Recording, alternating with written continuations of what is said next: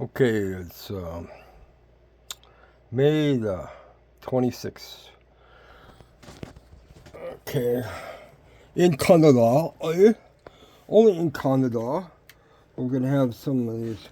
I started this and was dealing with a few odd things this morning, and yeah, I got to walk up to a store here. Vehicle's not started, so finally managed to go to the washroom. You know, this is always an issue when I go walking down the bus stop. By the time I get there, I got to go to the washroom, walk all the way back. There's no washroom on Canadian uh, LRT transit systems, just for the staff. See, this is for the staff. Yeah, well, I go down to Walmart here, might have a train crossing in front of me before I get to the washroom at Wendy's or Tim's, only in Canada too, eh? Yeah, well, Buffalo, New York has it. Tim Horton was a hockey player, so. Anyway, let's see what this, I usually deal with more as theology, but here there's two young ladies here. I just kind of noticed making jokes about Canadian laws. We have lots of stupid things, more petty rules and regulations than Russia has now. Okay, let's see what they have to say, but they sound more Ukrainian or something, these ladies. Carrying a pepper spray for self-defense is in fact illegal. Yeah, even if you're just trying to protect yourself. It's classified as a prohibited weapon under the Criminal Code of Canada. There you go. Possessing, carrying it, or using it against a person can result. Guy came out the side door and gave it back to me because I was going on a plane up north. I said I driving truck in the bush. I need it for bear protection. Yeah, he knew right well it was a total joke. Did he say Ontario? Yeah. This reflects Canada's broader philosophy on public safety. The emphasis is placed on the de-escalation, community policing, and restricting access to weapons. Yeah, Americans like the guns more.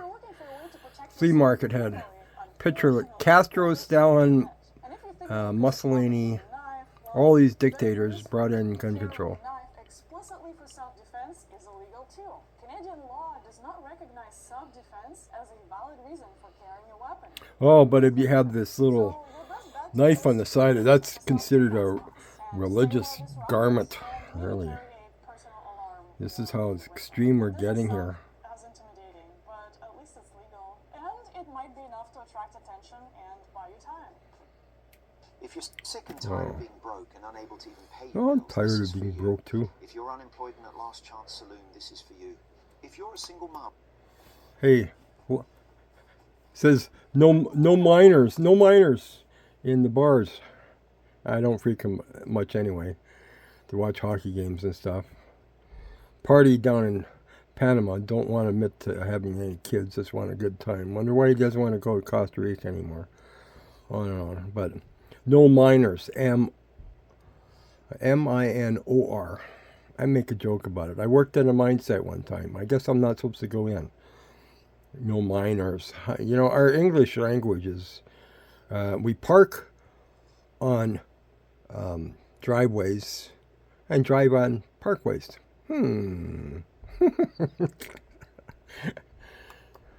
Cheese that I would just find on the streets, or that would fall out of parents' pockets. And then, when I would have enough, I would happily run to the store and buy some candy, but not in Canada. According to the Currency Act, businesses are allowed to refuse coin payments over a certain amount. For example, you can use up to 25 pennies, 100 nickels, 100 dimes, 40 quarters, 25 loonies, and 20 toonies in a single transaction. This thoughtful law exists to prevent time wasting and chaos at cash registers. Back home, I would get the angry cashier face every time, but never knew why.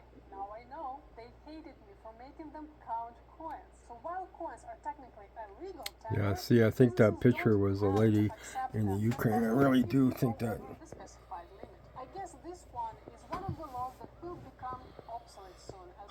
My mother and grandmother was from there. I guess this would kind of got my attention. Alcohol in the car. But having a beer in your cup holder or a bottle of wine in the backseat of your car can cause real problems here in Canada. In every province, it's illegal to have open alcohol in a moving vehicle. even if you're not drinking it. And no, putting the bottle in the back seat won't necessarily serve as an Guy got excuse caught. if you He haven't ran been in, pulled over by gave it to a police. guy at the house. Whether The you're guy a was a driver police or a officer. passenger, open alcohol containers are strictly regulated. Penalties can vary by province. Friend of mine but wanted me to go to fines, Edmonton and license get the plates, and stuff even out of the criminal truck. charges. So to Yeah, play what it was in the safe, truck? alcohol containers He must had be stored in beer in part the of the back vehicle of the that's bunk of the inaccessible to truck. occupants, which is usually your trunk. Company policy, no alcohol, even in the So bunk. you can have a beer bottle in a trunk of your car. But what But about don't the canoe? think you're going to take Penalties painkillers often of ask any users sort, to medication. and hopping into a My canoe dad was with hiring a sunny kite. It wasn't federal alcohol. He wouldn't touch it. No, drunk And canoeing is we got this illegal under the liberal criminal view. code. Do you really The actually definition of impaired expect alcoholism a of Nazarite to includes turn non-motorized the water vehicles into and fermented personal wine? products. Believe it We or call not, it you can have fetal actually been alcohol charged syndrome. and convicted for paddling under the influence. If you are the one steering and you are impaired, it's a criminal offense, and it doesn't matter if you're floating peacefully down the river because booze and boats don't mix in Canada. So Yeah, keep your water yeah. activities alcohol-free, folks. Yeah, The well, same goes for riding a bicycle, actually. While the Criminal Code of Canada will not charge you with a DUI for riding a bicycle while impaired, this doesn't mean that cycling under the influence is without consequences. In provinces like Ontario, Quebec, and BC, impaired cyclists can still face charges under local traffic laws or for hey, public but you can ride down the street like a maniac with your skateboards, and the police do nothing. One of the most controversial in the recent history and has raised a lot of red flags about censorship in this country. Passed in 2023, Bill C-11 gives the Canadian Radio, Television and Telecommunications Commission power to regulate what shows up in your feed on platforms like YouTube, Facebook, and Instagram. The goal is to promote a more patriotic Canadian content, but critics are concerned about the potential impacts on the algorithms and discoverability of content from smaller or independent creators. And this, as a result, will limit exposure to some content as a whole. This law spurred a lot of discontent from the YouTube community specifically, so the public consultations and hearings to address these concerns. Hey, we nicknamed this about CBC, something like BBC, huh? Communist Broadcasting. Yeah, that was years ago. Some places only had one channel, CBC. Platforms like Google and Meta to pay Canadian news outlets when sharing their links. So do they? Well, in a shocking twist that absolutely no one could have predicted, Meta, being the mature corporation, responded by blocking all the Canadian news on Facebook and Instagram. No CBC, no global news. Just a pristine, news-free wasteland. There's actually beauty in seeing That's what the government wants. content on my feed, so Even at City Hall, it's all edited out. This is absolutely ridiculous. It isolates us. We now have fewer ways to access reliable news, while misinformation. Hey, so much clickbait on YouTube and everything too. Is doing exactly opposite to what was intended. No, West Yellowstone is not going off big time. Yeah, they have had trouble there for years. The buffalo are running out of the park, not to the higher summer grazing ground. We used to stop there, trucking down, have some lunch, go snowmobiling for a couple hours. It was an enjoyable getaway. Not anymore. You haven't got time to have any of a decent. They don't have the buffet in Idaho at the little truck stop anymore. Just a Subway. Order ahead, grab the sub, and run. Hey, haven't got time to take a break. Got to drive through the cities like Chicago in the middle of rush hour traffic because your logbook says you haven't got time to stop. It's sheer nonsense. Keep your receipts. Wooden ladders. This one feels oddly specific, but it's real. In Alberta, you are not allowed to use a wooden ladder that's been painted, or if you have a wooden ladder and suddenly decided to paint it, apparently you're not allowed to use it unless for decoration purposes. Why? It's a safety hazard. Paint can hide cracks, splinters, or rust, making the ladder structurally unsafe. Okay. The rule is part of occupational safety regulations. Only clear Well, makes sense to me. paintings are allowed, so the wood's condition stays visible. These fiberglass ladders are a lot better. Aluminum, yeah, too, but Next time you're in the Toronto park, if you're around electrical, you want fiberglass. literally.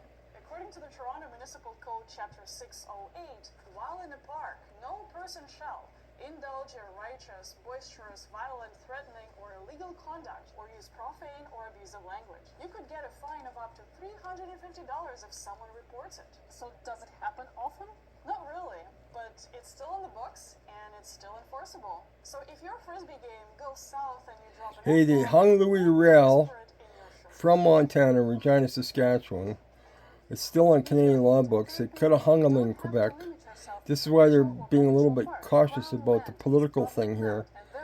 You could be charged with high treason, leading a rebellion. So that's why they want to have this referendum. Guy was talking about it the other day. Don't say certain words. Got to say you're independent or whatever. We all know how some Toronto parks look and feel when campers overstay.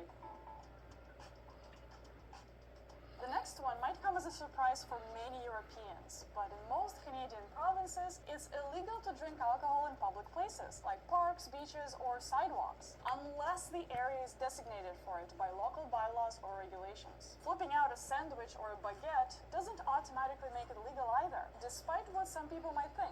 Even if you have a fancy picnic spread, you're still breaking the law, unless you're in a city where drinking in public is specifically allowed. We have a few magical places like that in Canada. Vancouver, for instance, allows all year-round drinking in 31 parks, and additional 16 parks during summer months. Calgary ran a pilot project a few years ago, allowing alcohol consumption at specific picnic tables in designated parks. People liked it, and it stayed. Montreal is my favorite. Here, you can legally drink in public parks if you're eating a meal at the same time. So if you're in Montreal, just pull out a baguette, and you'll be fine.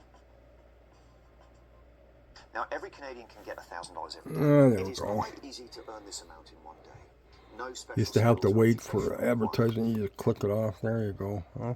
Continuing the topic of Montreal, we cannot not mention French laws in Quebec. If you live in Quebec, you probably already know French comes first. Under Quebec's language law Bill 101, the charter of the French language requires businesses to greet customers in French, storefronts and websites to be in French, and public signage to prioritize French text. Even major brands have had to adjust. That's how KFC became PFK, and the Canadian PFK, it's FCK in the UK. If you're moving to or doing business in Quebec, learning a few phrases on Which is the F-bomb is a big no-no in Canada. And so yeah, okay to say, oh my G-O-D or whatever you want, or J-C. That's okay. That's all right. In Ontario, landlords Don't say the are F-bomb. required to maintain specific minimum temperatures in rental units to ensure tenants' comfort and safety. The Residential Tenancies Act mandates that heating systems must keep indoor temperatures at 20 degrees Celsius or higher during the heating season, which spans from September to June. Some individual municipalities may even enforce stricter standards. This law only applies to heating, so landlords are not obligated to provide air conditioning. Hey, we don't get so hot in most places. Okay? Minus 40 in Saskatchewan or Manitoba. Winter peg. Yeah. Landlords may be required to provide and maintain it. Canada isn't just known for being polite and peaceful. Many of its laws reinforce the value for safety and personal freedoms, while others are borderline censorship. It's an odd mix. Either way, See, we have a couple of little heaters down here. Why? Because it's warm outside, but the ground is frozen yet. I should shut these off before I go. Here, could maybe charge the guy. My wife put a camera up. Comes in and checks our room when we're gone. He's actually trespassing. support our work even more, check out our merch shop for some Canada-themed goodies, or become our channel member. We'll really appreciate that. Thank you to our current members. We love you. We'll see you in the next one. Okay. I think I saw one here down. I want to see what they're saying here down here. What happens if Alberta leaves Canada here? Yeah. What if Alberta walked away from Canada? What would happen to our money, healthcare, and even passport? Would Alberta collapse or finally take control of its own destiny? Hey, This isn't just a political what's the fantasy. population in Switzerland? And they are landlocked. 1 in 3 Albertans would vote to leave Canada if a referendum were held today. Hey, the hung Louis Rail in Regina, Saskatchewan, 1880. He was from Montana. Federal election. So what Last war was not 1812 in Quebec. Okay, it's 1880. Alberta separation. Alberta has been at odds with Ottawa for decades. So much that Decades? Alberta's Premier Daniel Smith called that 1905, they pushed the border in between Alberta and Saskatchewan, right through the town of Lloydminster, Alberta. Okay, So what you can look it exactly is up. Ottawa doing? The or town's on not both doing sides. When it comes to Alberta. Why? Alberta produces about 80% of Canada's oil, yet, instead of being recognized as an economic engine, it often feels punished. The federal carbon tax hits Alberta harder than most, simply Hey. because the province is more energy Climate intensive. crisis, gotta At the shut same it down. time, Alberta wants to diversify where it sells You can its call oil, it tar not just to the sands. US, but to global markets. And to It was that, leaking these leaking pipelines into the connect river ports years on ago. The West natives Coast, even knew through the that. US, and across eastern Canada. But nearly every major project proposed in the past decade has faced political and regulatory roadblocks, oftentimes from Ottawa, Indigenous communities, or provinces aligned with federal interests. Meanwhile, Hey. Alberta is the largest net The contributor to Indigenous federal communities are resources, not happy paying with their billions chiefs. into a national system that The provides guy, funding if to they're from provinces Quebec, like they want to Quebec side. That's their and choice. But when oil prices Guy crash said he and was a Alberta Louis faces Riel man. He real was part economic hardship, Métis. it still doesn't He was from qualify for a Montana. single dollar in return. And it's not just about oil or equalization. There's a growing sense in Alberta that the province is pulling more than its weight, while Ottawa makes it harder to move forward. And that tension keeps widening the political and emotional divide. At first glance, what Alberta is asking for sounds like common sense. Let's sell our oil to more than one customer. Let's build the infrastructure to sell more. Let's keep more of what we earn. Hey, the pipeline already goes from Manitoba, They sound like the basics of economic Alberta to self-determination, Manitoba. and yet, Keystone was time supposed to after go on an time, angle Ottawa to increase the seems to stand in volume. the way. The pipe's It sitting there. raises a real But it goes from question. Manitoba Why to would Houston, a Texas federal already. government resist Curls something at that could Oklahoma boost national prosperity? to From Ohio Ottawa's now. view, it's not just about Alberta. It's about the whole country. Canada made international commitments to reduce emissions under the Paris Agreement. No, And Canada, oil and gas yeah. make up over 25% of the country's total emissions. So when Ottawa imposes a carbon tax or delays fossil fuel projects, it's seen as part of the bigger climate strategy, one that has to balance Alberta's economy But with global environmental they pressure. fly around the Now, carbon globes. tax topic has become a Globe. divisive subject for many in the last several years, probably primarily driven by Alberta. So, the federal government has recently at least acknowledged that the carbon tax is more harmful than helpful. It's a very strong issue, as you know, here in Atlantic Canada. It's become very divisive. Time will tell how words end up aligning with action. But what about pipelines? To the federal government, those aren't just business decisions, they're political landmines. Many provinces like British Columbia and Quebec have strong anti-pipeline voter bases, not to mention Indigenous voices whose land will be affected the most. And let's be real, federal governments, no matter the party, are often hesitant to pick fights in regions where they need votes to stay in power. When it comes to equalization, it's true, Alberta contributes a lot. But it's not because Ottawa takes the money directly from the provincial government. Here, Indigenous. They used to call themselves one nation. They were never one nation. They slaughtered each other over food supply, even up north and stuff. Okay, let's get the history here. One nation. If the chiefs from Quebec want a side, they're not. Most people I talk to are not happy here in Alberta with this. Okay. There's even the road around the city here. It was all about getting some of the business opportunity from it. The yellow territories, the hydro dam is owned by the natives. After that, they have a piece of the action of the diamond mine. And then there's, well, what an environmental problem. It's all about the money. Okay? Who are we kidding? Environment? I saw stuff.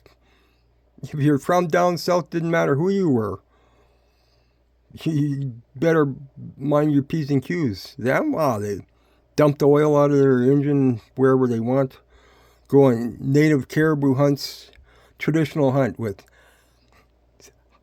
powerful snowmobiles and powerful scoped rifles. They wanted the veal meat from because before the cow dropped the calf. Here. I know these people. Other ones they just kind of cringe at this whole idea. Okay? Who are these girls? And we've dug deeper in this topic in another dedicated video where we've also explored how to make the equalization system more fair for everyone. Looking at all these points from Ottawa's side, it's not about punishing Alberta. It's about managing national commitments, political... I think these girls are from Ontario. They can just tell how some of the little bit they know. Okay? See? And I can tell by their accent. Something like my mother. They're probably from the Ukraine or someplace. The Filipinos, much the same. My wife is actually somewhat functionally illiterate. They know enough English to function from the Philippines. But, what? They don't... One little speck on the map with oil sands up north. They flew from Ontario out here. Thought there was one big mining project out here. Canola fields were in full bloom. Beautiful yellow blossom. And they asked me, well, where's the tar sands? survival and redistribution based on ability to pay. Like a younger brother who happens to